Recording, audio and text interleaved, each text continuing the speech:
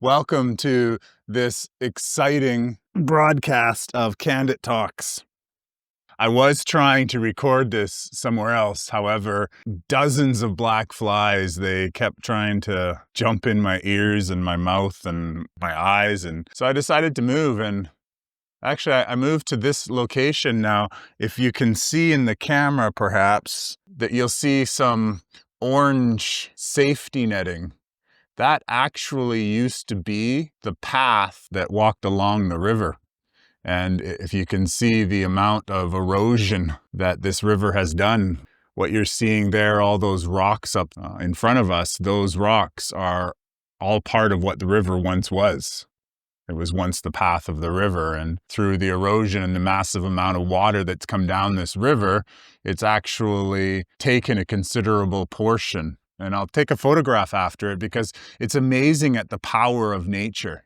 I am truly, truly blessed to bring you here to this amazing, amazing, powerful river, and look at the clean, clear water.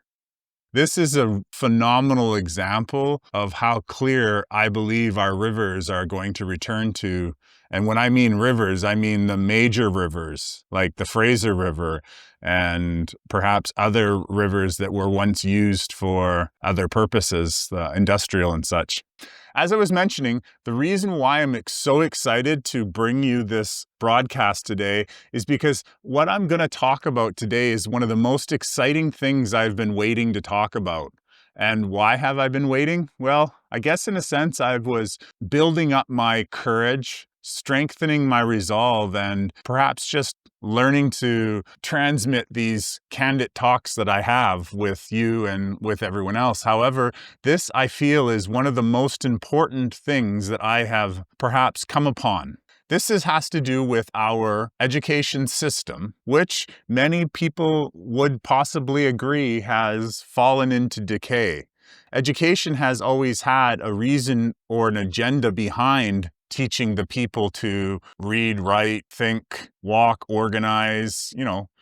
A lot of people, including myself, would say that a large portion of education has been to create office workers, to better educate people so that we can conform to how society wishes us to conform. And so we are taught a lot of things that are definitely necessary for civil society, but we're also taught other things as well. An awful lot of what we teach, or what we learn, I would say, is no longer used. For example, when I was in school, a lot of the social studies that I had learned, that I had spent hours preparing on tests for, wasn't even accurate, and definitely wasn't required within the knowledge that I use nowadays. However, I don't want to talk too much about what school was. What I would like to talk about is what learning could be. Although there are other forms of education and forms of schools, like there are examples of exploratoriums all over the world or in certain parts of Europe. However, I wanted to present my idea of what I believe an exploratorium or a system of exploratoriums or an organization of exploratoriums could be for people's cities, for example. I believe as we move forward and we begin to watch our systems that we previously relied on for whatever we relied on them for, as these systems begin to fall apart, we're going to discover that there are perhaps a considerable amount of buildings, especially in the Western world, that could be repurposed. Many of these buildings which we have created as duplicates may not be required any longer for their old purposes. And one of the most amazing parts of my idea for exploratoriums is that we can take existing buildings and we can repurpose them into centers for education, learning, and experience. Now, what is an exploratorium? Well, an exploratorium, how I see it, is simply having a building or a group of buildings, because of course it depends on the size of the building, but to have one large building, for instance, a mall or a strip mall or a large group of buildings in a certain key area, and to turn those all into learning education centers. And rather than our traditional school where all of the students go for one day and they learn fragments of each subject at different portions of the day, These exploratoriums could be all dedicated to a simple subject of education. So for instance, you would possibly turn a strip mall into an exploratorium, for example, for math, or perhaps beginner's math, or math overall. But the idea is that it would be the buildings that you would have, or the rooms converted into classrooms, would be for that entire subject. Well, some students in one class might be learning grade 1 math. A little whiles away, you might have linear algebra, advanced calculus. The idea is to bring all learners of that one subject together and inspire one another. So as I was mentioning previously, schools are all connected by grade, and everyone of the same grade gets in, and everyone's kind of learning a little bit here and there. And then they're sitting in classrooms, and these classrooms, well, perhaps at a higher level, are just generic classrooms. But these exploratoriums, for instance, having a biology exploratorium, and all of the different parts of biology to be explored within that one group of buildings. It could be even government buildings, whatever buildings that we have or that you have that are around you, and to turn those all into a communications exploratorium where languages were a part of that, and other forms of communication such as conversation and listening and other skills to do with education, philosophy, and perhaps constructive criticism.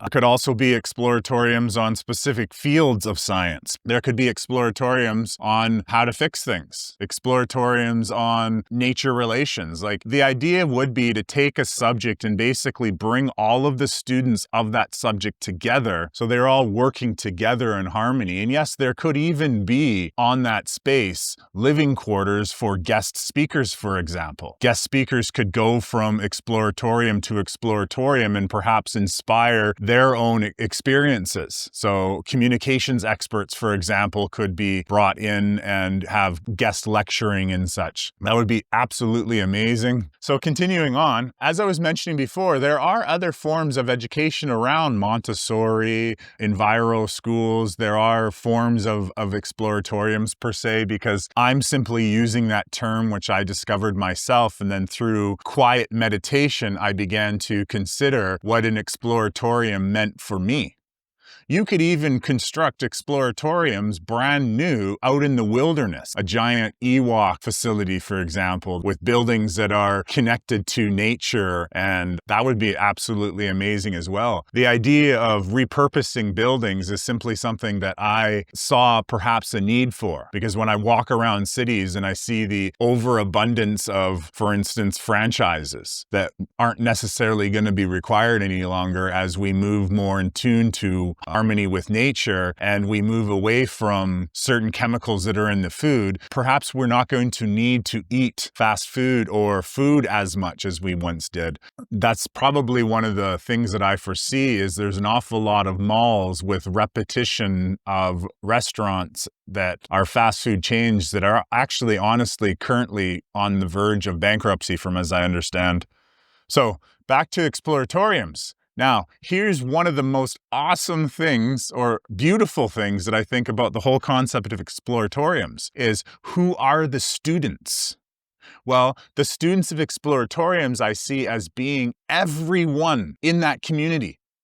See, if we create an exploratorium, for example, on biology, there's a lot of different potential classes that are within the biology field, potential speakers, potential information and knowledge that can be shared. As we move forward with how I see a society to eventually evolve, and pretty quickly perhaps, is like this river, we are going to considerably slow down. We are all of us, mothers, fathers, daughters, children, grandchildren, grandparents, you name it, all of us, we are going to have a lot more time to perhaps work on our own self-growth, our own healing journey.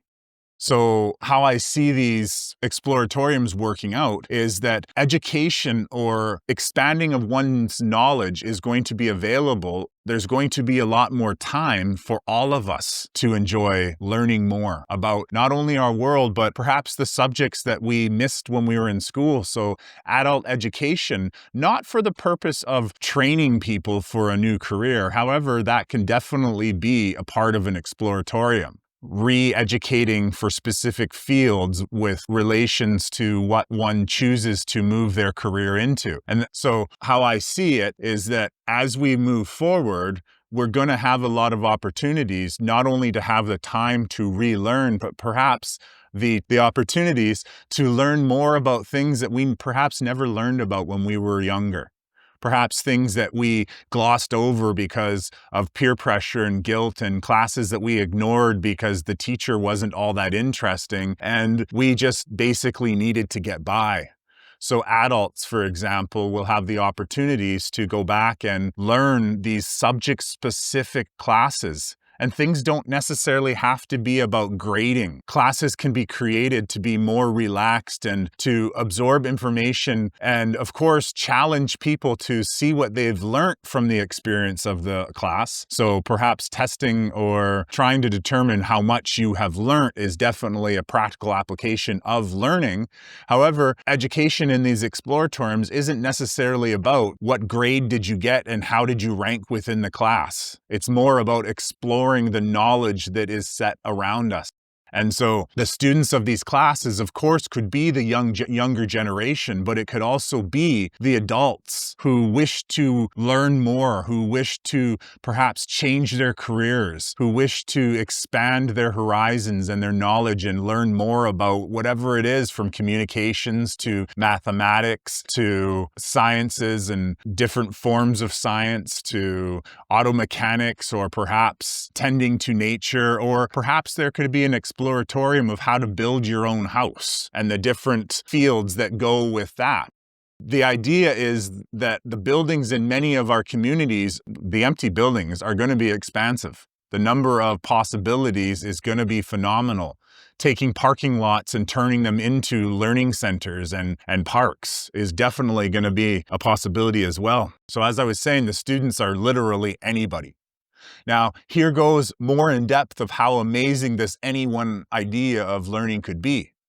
We could also have it so that classes are structured so that parents could take their children to school and then themselves go to their own class as well. So rather than a parent having to drop their child off at school, this parent could take their own class and learn their own stuff. The way that the classes could be structured for timetables and such would be for children to be able to drop off at their class, and then the adults could go to their own classes on the same subjects, perhaps more advanced. Or how about this? When we get into classes that are perhaps more of a younger adult type of class, so a little bit more grade 8, grade 9 style of learning math or physics or whatever it is, that the parents could go to the class with their young adult child, with their teenage child, and they could learn together. How great would an example of that be setting for the parent to learn with the child? So rather than school just being a place where people learn peer pressure and guilt and shame and have to contend with all of the social challenges that school could, that we could turn exploratoriums back into a place of learning, a place of expanding one's horizons in education, and perhaps alter the social dynamics of how we learn and where we learn. So I think that would be a great idea, to structure classes so that adults and children could have the opportunities to learn together, and then perhaps to eat lunch together after in a common area, and where they could discuss what they have learned. Rather than leaving it for the end of the day, they could do it more in the moment. And other interesting ideas about language-specific exploratoriums is the artwork and the facilities could be structured around influences and inspirations of that specific subject. For example, walking into the foyer of a science-based exploratorium could have a giant periodic table with all of the known elements, all of them. And I mean, even the ones they haven't added to the periodic table. We could have all of them there. We could have giant artist-rendered creations, unique creations of different things which would inspire and energize people, statues of giant calculators or whatever creative aspects could be created. Of course, there would also be an exploratorium for the creative arts. So that could include movies and theater and actors and poetry and creative writing. Like, the abundance for exploratoriums is just going to be off the charts. We could create an environment where we're truly inspiring, like the biology exploratorium, for example. Perhaps it had, as part of the exploratorium, a refuge for animals who had been injured that are recuperating. Like, just imagine that you're able to go to school and there is a wild animal who got injured, whether it's a bird or a coyote, or if you're in Africa, it could be other animals. Perhaps it could even be like a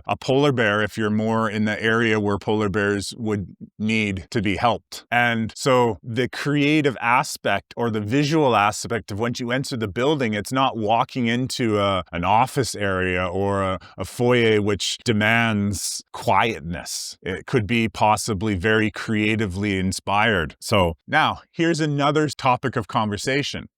Who pays for this? Now, I believe in the future, our idea of compensation and money and how something is funded, funding and compensation, yes. I believe that funding and compensation are definitely going to be something that are going to be reviewed and possibly completely changed. And this perhaps is one path to that. Now, these are just ideas. These are not, let's go plan and do this. Of course, if you have listened to this and you created something, I definitely encourage you to come invite me, because I would love to see it. I would love to show the world what you have created based on the inspiration that I'm sharing with you today. So let's get back to who is paying for all of this. The answer is really simple. You are. We are. And what I mean by that is I believe exploratoriums to be community funded. Now, in our taxation system, we already pay tax locally, or in my case, provincially, for education. We could also bring it down to a smaller concept of these exploratoriums being funded that are within a city to perhaps be funded within a city. Or perhaps they maintain to be funded by the state. It's up to you, really, of how your new world governance works. So what I mean by we pay them for them is that they would be funded by the communities which they are in. And they would be available to any and all community members, or perhaps everyone who is registered to that particular group of exploratoriums, which I'll explain that part in a little bit. How I could envision it, or a possibility of how this could be funded, is for the community members, for the entire community, perhaps as part of taxes for owning a house, like property taxes, I believe it's called. However it is, perhaps there could be a part of the sales tax that's dedicated to funding these exploratoriums. I do see a path where these exploratoriums would need very little funding. What I mean by that is, when I say the community could fund them, is that perhaps the community could be the people who are also participating in the maintenance and the daily activities. The idea is that the students would come there and learn, and as the younger students, perhaps they could be encouraged to be participants of the maintenance. So for instance, the cleaning of the classrooms and the cleaning of the overall grounds, that could definitely help teach the younger generation to hold themselves more accountable. It could also be, for instance, the biology people who are learning how to garden. Perhaps they go around as part of their learning experience, and they go around participating in the gardening of the actual other exploratoriums within your city. And the teachers themselves, well, there will perhaps require to be some more advanced teachers that could perhaps be teaching more advanced subjects. There could also be more of a reliance on the students of the more advanced classes. Perhaps they could be the teachers for the more beginner and intermediate style classes.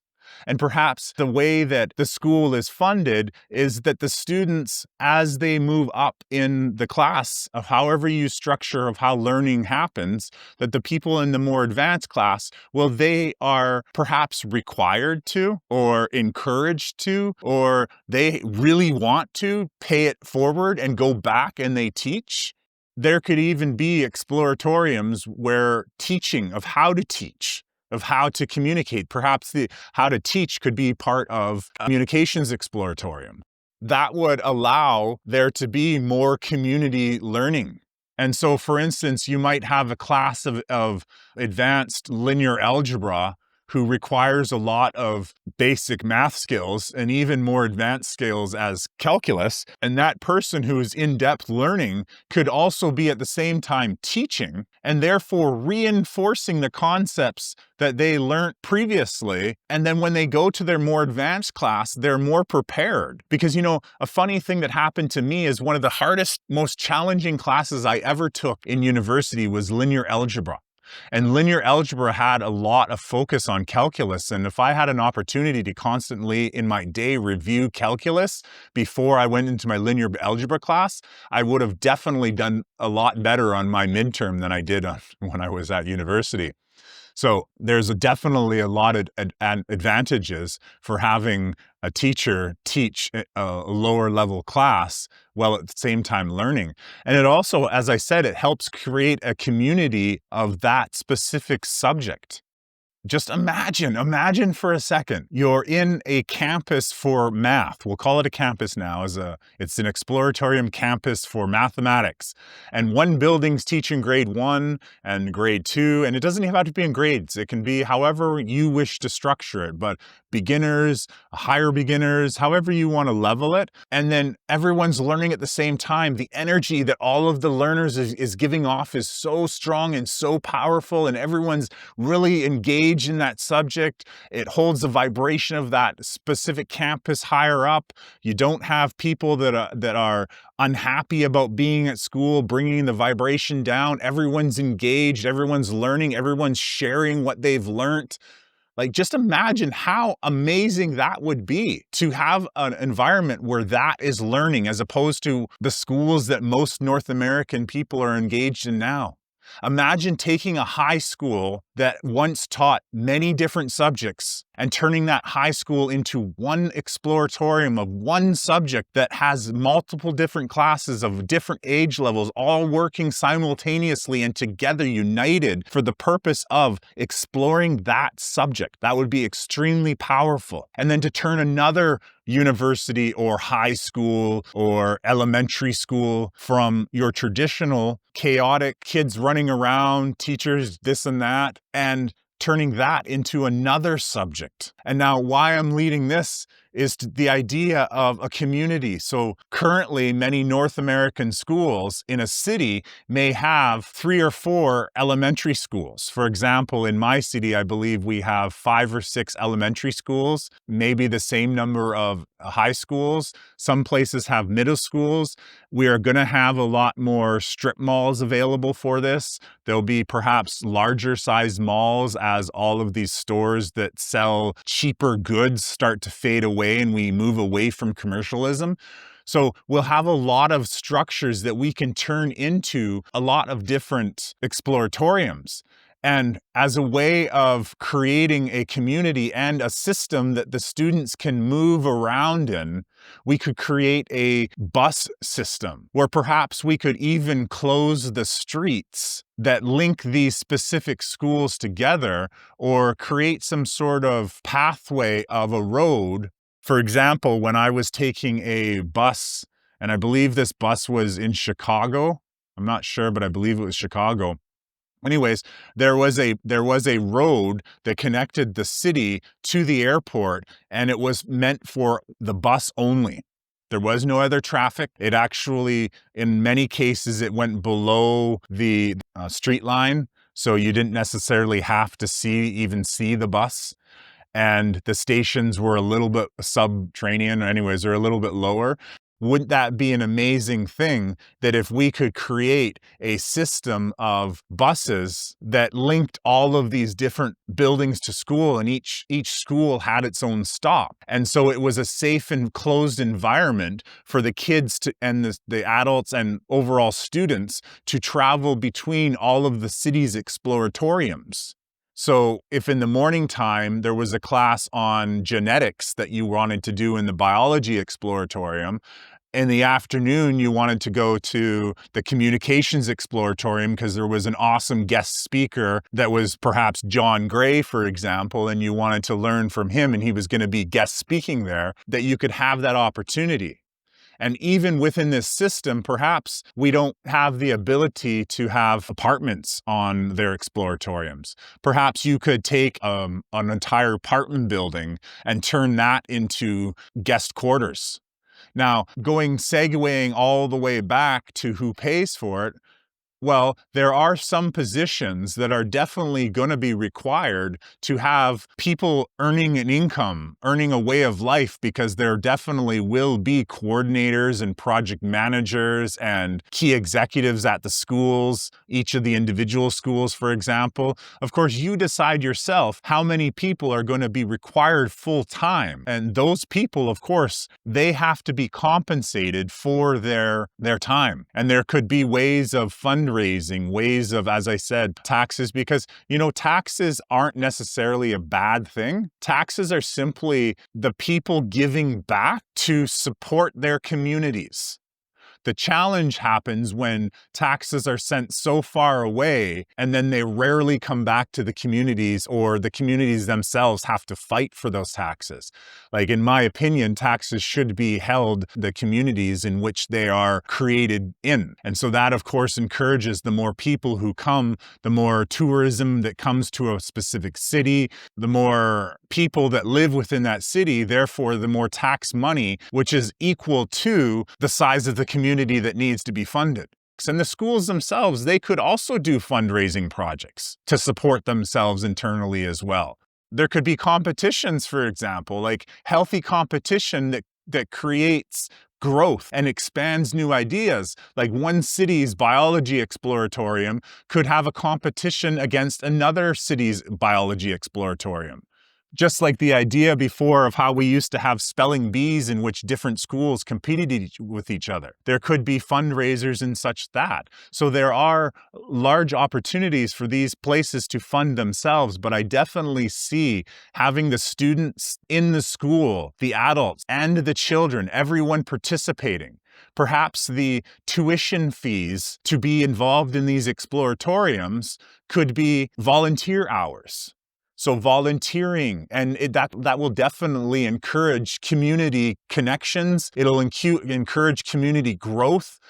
It's expansive to the idea of how strong we could grow our communities. And now I'm going to talk a little bit about our current school systems. Our current school systems don't encourage growth.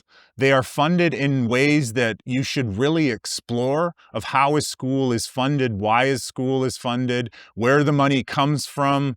All of that's important to know, because awareness of how our current system works and why our current system is broken will help amplify the need for a new system. And this particular system that I'm discussing with right now, that I'll probably go on and talk to no ends about, because education and the distribution or the expansion of knowledge is so important. And our current education system, quite honestly, in my own experience and the experience of so many people that I've spoken to, the purpose of education isn't about expanding our horizons. It's more about conformity. It's more about following the rules, listening to what you're told, and essentially it's about programming our youth and limiting our young adults.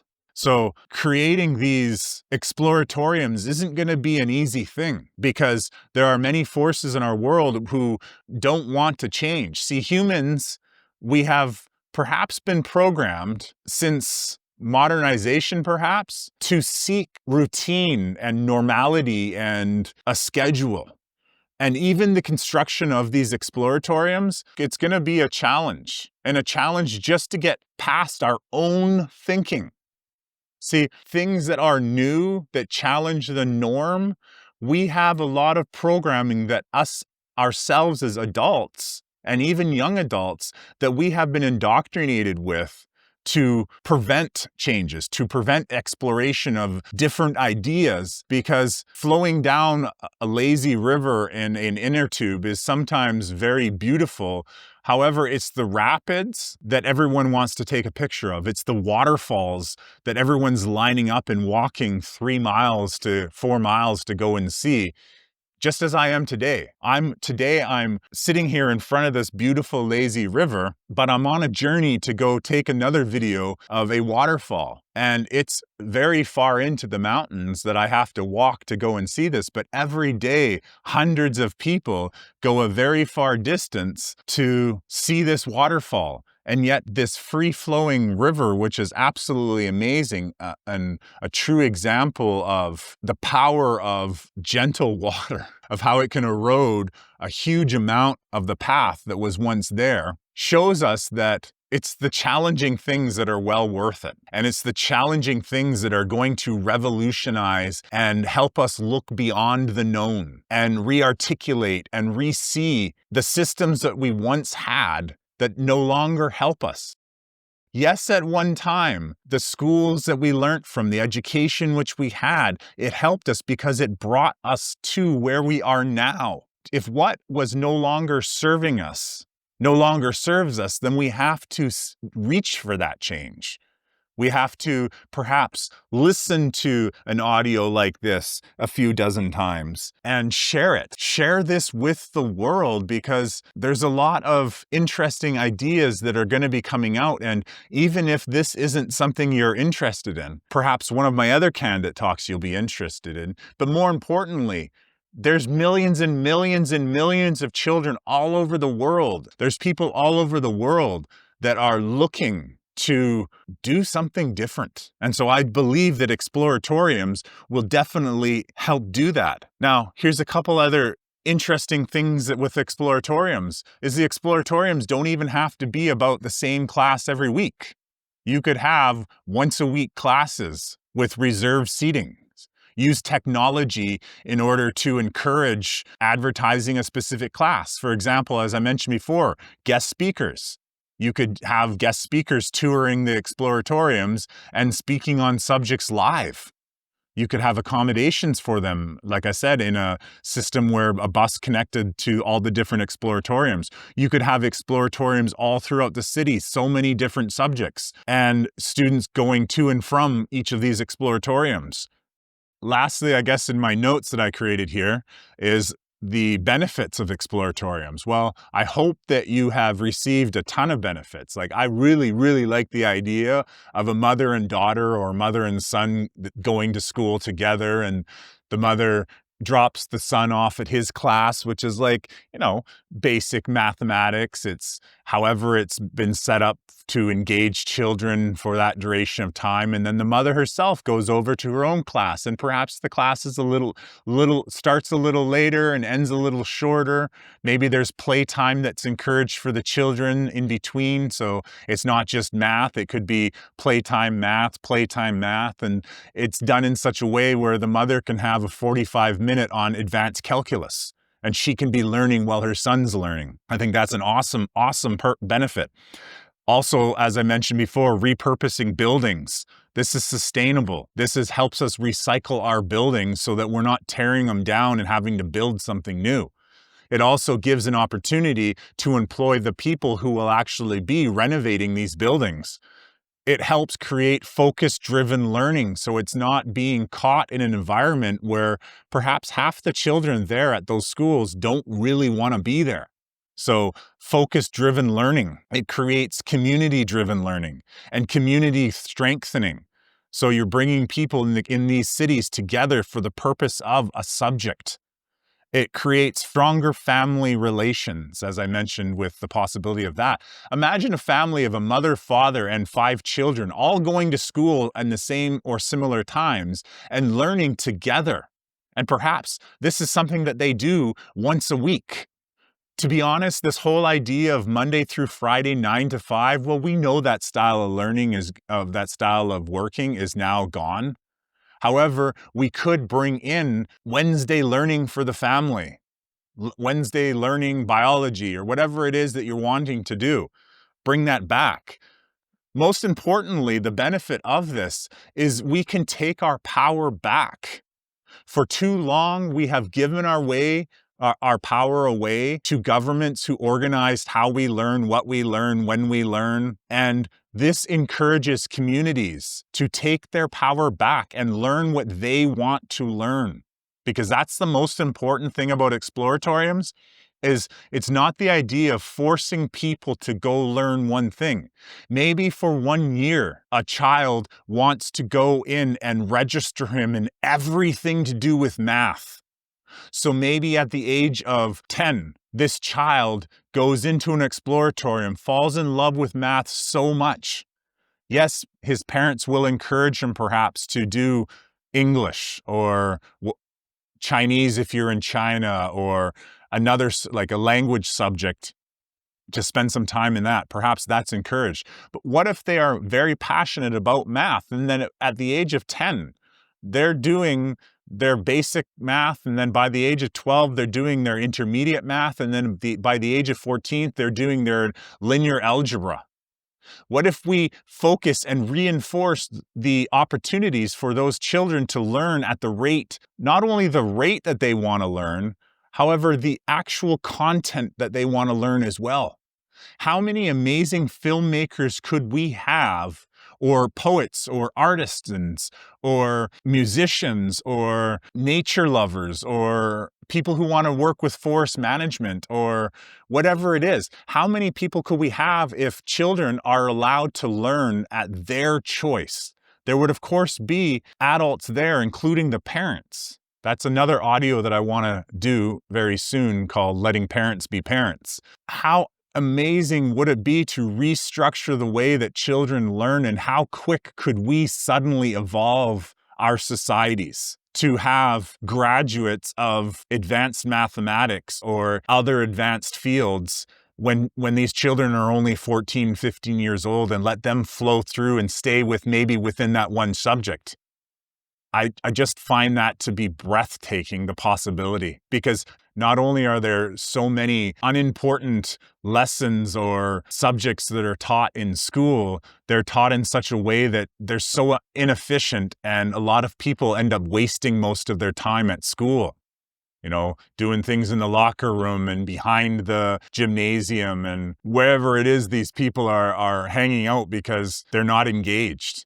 The Exploratoriums could be that thing to engage the community, to engage the student, to engage the family, and more importantly, engage humanity, because that's what this is about. Even if nobody else is doing this yet, I encourage you, bring this to city councils.